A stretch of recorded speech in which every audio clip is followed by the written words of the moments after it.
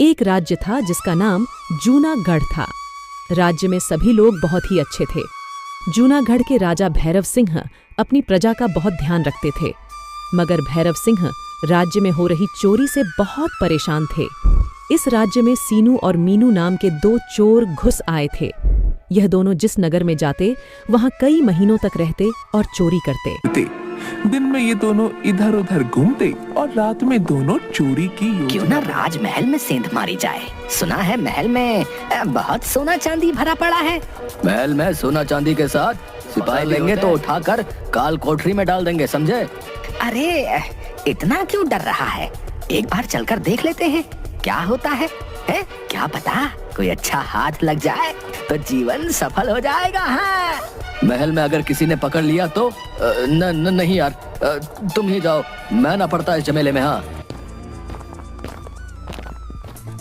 तुमको चलना है कि नहीं? मगर ध्यान रखना जो भी मिलेगा वो मेरा होगा। हाँ, लेकिन राजमहल में चोरी कैसे की जाए? यहाँ सुरक्षा में पहरेदार 24 घंटे तैनात रहते हैं। जाओ, एक लंबी रस्सी, एक बड़ी सी चादर, लोहे की कीलें और हथौड़ी लेकर आओ। जाओ। मगर इनसे तुम करने क्या वाले हो? अरे लेकर चलो महल की तरफ, वहीं बताऊंगा तुमको कि क्या करना है। चलो लाओ, चादर मुझे इधर दो, मैं बताता हूँ तुमको क्या और कैसे करना है। ठीक है, बताओ भाई। तुम इन कीलों को दोनों दीवारों के सहारे चादर के चारों कोनों में गाड़ दो, जिससे हम उछलकर दीवार के ऊपर जा सकेंगे। ठीक है, लेकिन जो भी करना है होशियारी से करना है। सुना है राजमहल के सिपाही बहुत ज्यादा तेज हैं। देख लिया ना तो कहीं कुत्ते ना छोड़ दें। देखो, करो जो कहा है। सोना चाहिए कि नहीं? कर तो रहा हूँ, वरना यहाँ क्यों आता? मरने के लिए। हम इस चादर की मदद से ऊपर पहुँच जाएंगे और फिर महल के अंदर। दोनों ने काफी कोशिश की, उछलते और फिर धड़ाम से नीचे आ जाते। ऐसा करते करते दोनों की कमर जवाब देने लगी थी। भाई, मेरे से नहीं होता है, बार बार ऐसे उछलना। मेरी कमर। कुछ और भी सोचना पड़ेगा, ऐसे काम नहीं चलेगा। इस तरह से तो हम नहीं चढ़ पाएंगे। एक काम करो, इन कीलों को निकालो, इन्हें दीवार पर गाड़ कर ही ऊपर चढ़ते हैं। बुद्धू हो क्या? इन कीलों को दीवार में गाड़ते हुए इतनी आवाज होगी कि सारा राजमहल जाग जाए। महल के ऊपर जो घड़ी लगी है वो समय बताने के लिए हर घंटे बजती है। इस घंटे की आवाज में हथौड़े की आवाज तब जाएगी और किसी को पता भी नहीं चलेगा।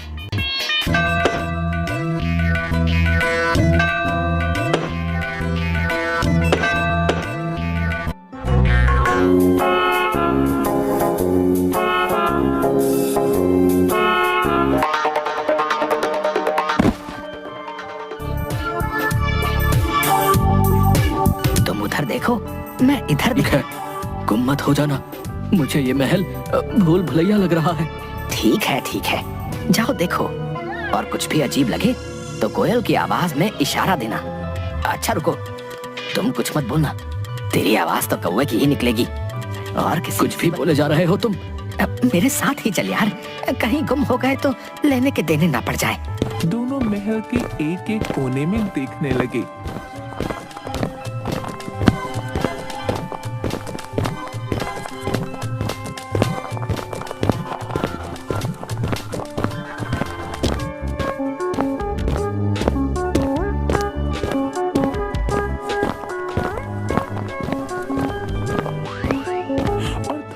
बाद एक बक्सा जो कि कमरे में रखा था उसे लेकर रफू चक्कर हो गए। अगले दिन जब भैरव सिंह को चोरी का पता चला तो उसे ये जानकर बड़ी हैरानी हुई। इतनी सुरक्षा के बावजूद भी कैसे कोई राजमहल से चोरी करने में कामयाब हो सकता है? आप तो बड़ी बड़ी डींगे मारते थे कि हमारे महल में परिंदा भी पर नहीं मार सकता। आपकी नाक के नीचे से आपका कीमती सामान चोरी। महाराज को गुस्सा आया और चोरी की चिंता दोनों को सताने लगी, क्योंकि उस बक्से में सोना चांदी के जेवरात से ज्यादा कीमती चीज थी। राजा ने नगर में सिपाहियों की संख्या बढ़ाने का आदेश दे दिया। कोई भी व्यक्ति रात में घूमता नजर आए तो चोर समझकर गिरफ्तार कर लिया जाए। उधर दूसरी ओर दोनों चोर बक्से को लेकर महल के बाहर सीधा जंगल में चले गए और वहाँ उस बक्से को खोला तो उसमें एक कोट दिखा, जिसको देखकर उनका मन बहुत उदास हुआ। हे भगवान, मैंने तो सोचा कि आज बहुत बड़ी चीज मिली है जिससे मेरी 7 पुश्तें बैठकर खाएंगी, मगर ये तो एक मामूली कोट निकला। अब मैं इसका क्या करूं? क्या हुआ, ये हाथ लगाते रहे इतनी मेहनत के बाद?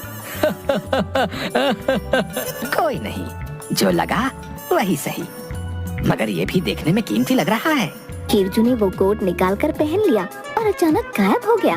बिरजू को ये देखकर बहुत अचंभा हुआ और वो डर गया।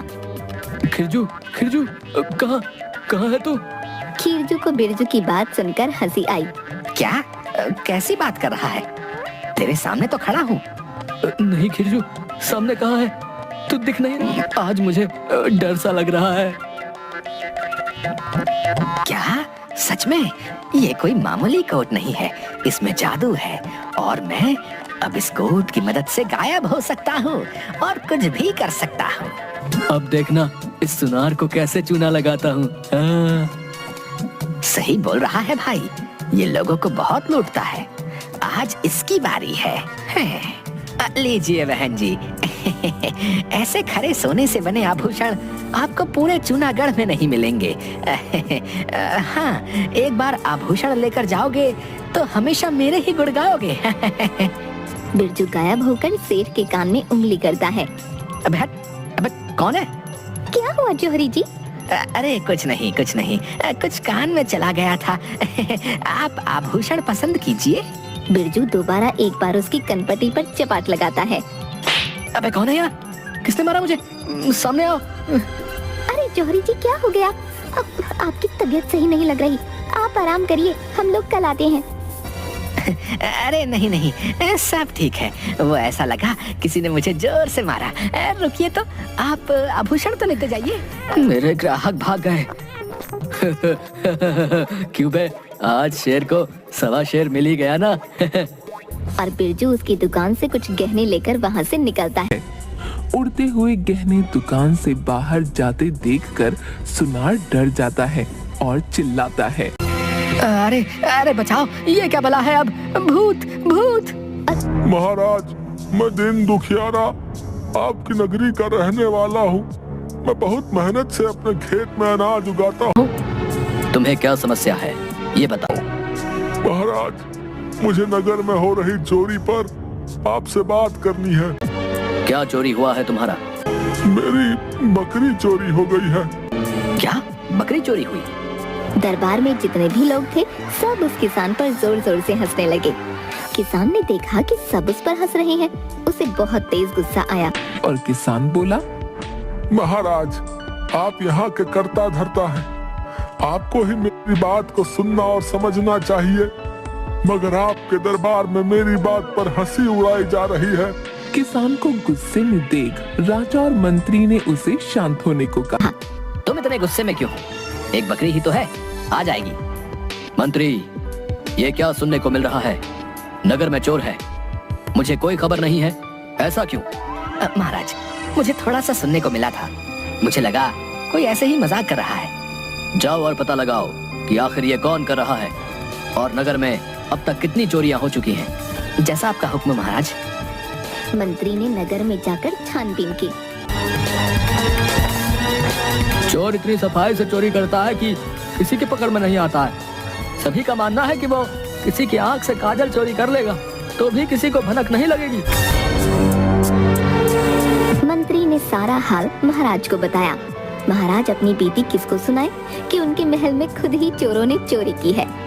मंत्री जी, कोर्ट की वजह से चोर चोरी कर पा रहा है और किसी को पता नहीं लगता है। चोर को पकड़ने की मेरे पास एक योजना है। अपने 4 पहलवानों को बुलाओ। मंत्री जाकर 4 पहलवानों को लेकर दरबार में आता है। सुनो, आप लोग मेरे खास लोगों में से हो, मैं आपसे ही बोल सकता हूँ। महाराज, हमें यहाँ बुलाने का क्या कारण है?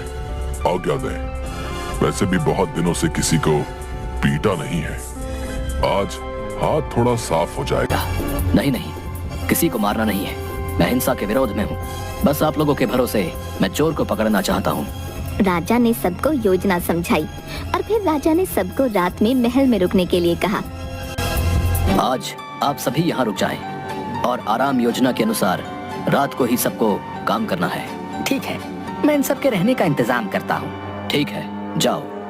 गांव में शोर हो गया कि राजा ने कुछ पहलवानों को महल में रखा है। राजा ने कुछ कीमती चीजों की रखवाली के लिए उनको बुलाया है। एक चौपाल में बैठकर गांव के लोग यही बात कर रहे थे। पता नहीं अब क्या होगा, राजा ने इनको क्यों बुलाया है। क्या फायदा, चोर पिछली बार की तरह फिर चोरी कर ही लेगा। ओए नहीं तो क्या, पिछली बार भी इतनी कड़ी पहरेदारी करवाई थी, फिर भी चोरी हो गई थी। ऐसा नहीं है बच्चों, मैंने भी इसी गांव में अपनी उम्र बिता दी। राजा अपनी रक्षा करना जानता है, समझे। खीरजू यही सब सुन रहा था। राजा ने अब ऐसा कीमती क्या अपने महल में रखा है जो मुझे नहीं पता। मैंने तो आखिरी बार सब देख लिया था। अरे तुझे क्या मुश्किल है, तेरे हाथ तो जादुई कोट लगा है। अब तो कुछ भी कर, किसी को क्या पता लगेगा। अब ये बात मेरे स्वाभिमान की है। आज जाऊंगा और राजा का ये घमंड भी तोड़ दूंगा। राजा ने पूरे महल में अंधेरा करवा दिया था, क्योंकि राजा को पता था चोर क्या सोचकर ये आएगा और उसको कैसे पकड़ सकते हैं। राजा ने अपने सिपाहियों से कहा, सब लोग जाकर अपना अपना एक कोना पकड़ लो, आज वो चोर जाना नहीं चाहिए। ठीक है महाराज, मगर इस अंधेरे में कैसे पकड़ेंगे उसे? हमको कुछ नहीं दिख रहा है। वो तुम लोग मुझ पर छोड़ दो और जाकर अपनी जगह पर खड़े हो जाओ। खीरजू और बिरजू उस कमरे में आए, मगर बहुत अंधेरा होने से उन्हें कुछ सही से नहीं दिख रहा था। भाई, तुमको कुछ दिख रहा है क्या? नहीं बड़े भैया, इस अंधेरे कमरे में क्या कोई कीमती चीज होगी। हम दोनों को किसी और को ही निकालने आना पड़ जाएगा। डर सा लग रहा है। एक काम कर, गाना गाते हुए चलते हैं, दोनों को डर नहीं लगेगा। क्यों, आपको डर लग रहा है क्या? इतने बड़े होकर डर रहे हो? आपको तो कोई देखेगा नहीं, मगर इस गाने से मैं तो पकड़ा जाऊंगा ना। चुपचाप चल, कुछ नहीं होगा। अरे पगले, मैं हूँ ना। आप हो तभी तो डर है। आपको यहाँ आना ही नहीं चाहिए था, ज्यादा लालच अच्छा नहीं है। दोनों डरते हुए गाना गाने लगे, क्योंकि अंधेरे से दोनों को डर लग रहा था। अब क्या, सब लोग उनको पकड़ने की राह देखने लगे। मगर जैसे ही राजा ने चांद की रोशनी को शीशे की मदद से कोट पर मारा, तो कोट पर से भी रोशनी निकलने लगी, जिससे राजा को पता चल गया। तभी उसने चोरों को पकड़ने का आदेश दिया। पकड़ो पकड़ो, ये चोर ही है और ये मेरा कोट पहन के ही आया है। क्या कहा? अरे इस रोशनी के पीछे जाओ, ये उस कोट से आ रही है।